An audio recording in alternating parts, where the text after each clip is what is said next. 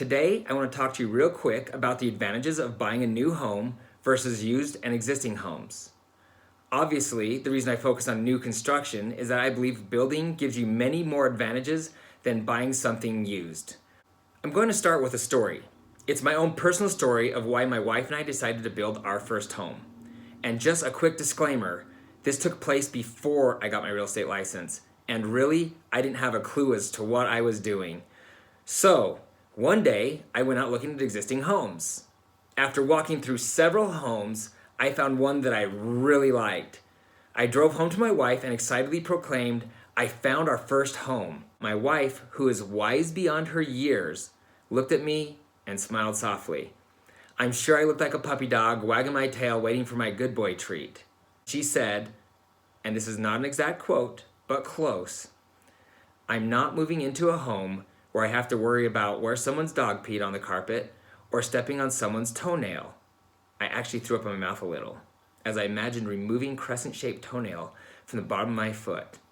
She didn't have to say anything else to me, and we began the process of looking for a new home. Okay, so there are many advantages to buying an existing home, and I'll start by naming a few. When you buy an existing home, you're going to be moving into an established neighborhood with mature trees. Your landscaping and fencing will most likely be done. You're also going to be closer to the city and often nearer to entertainment, restaurants, and things like that. You have the opportunity with an existing home to build your own equity with do-it-yourself projects, home repairs, and etc.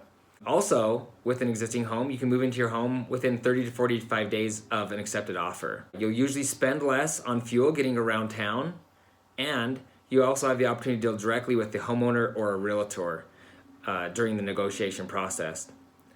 Often in an older neighborhood, you're going to have no HOA. A lot of people like that. They don't like the additional monthly fee, and some people don't like to being told what to do or where they can park their cars or whatever else. Also, when you move into an existing neighborhood, you're probably going to be closer to work, which means less driving time. That equals more time at home with your family, and it's hard to put a price on that. So there are many advantages to building a home, and that's why I focus mostly on this. First thing I think about is energy efficiency. You can get better, thicker insulation in your home, low-E glass windows, and water-saving toilets, to name a few. Also, with new construction, you're going to get the newest construction practices, which is going to be like quality and efficiency of your home.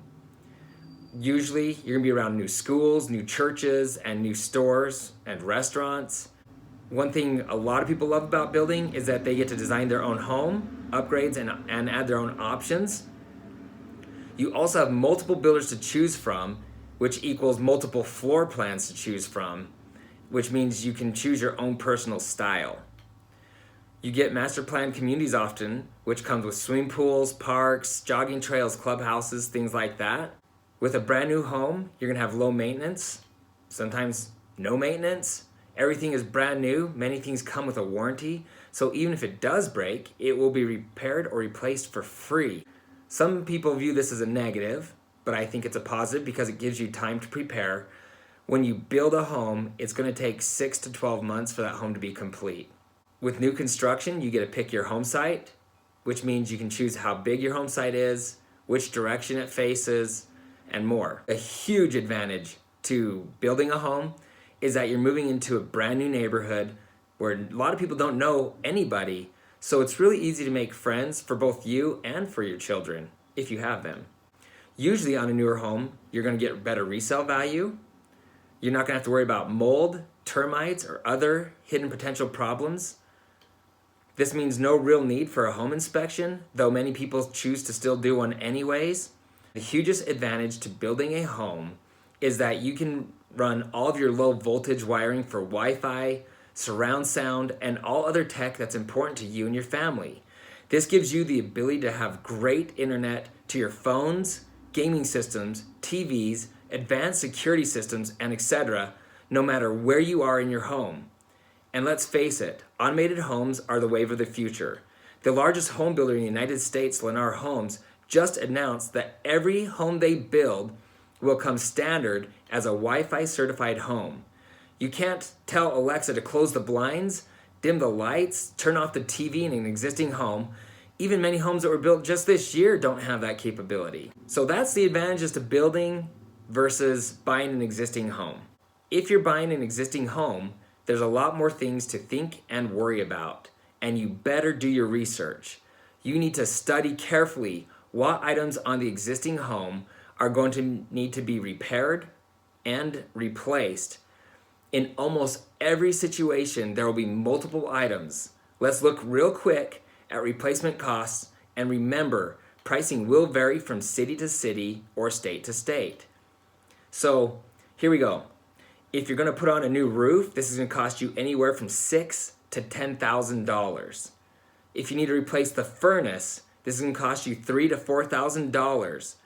If you're in a larger home, you're going to need 2 of those, so double that cost. AC is the same thing. You're going to spend $3,000 to $5,000 depending on the quality of the unit. And once again, if you're building a large house, you're going to need 2. So you're going to double your cost again. You may need a new water heater. Remember, those have to be replaced every 10 years or so. If you're going to replace your windows, you're going to spend $300 to $700 per window, which means that can easily cost you $7,000. On a smaller home, you could easily spend $20,000 on a remodel.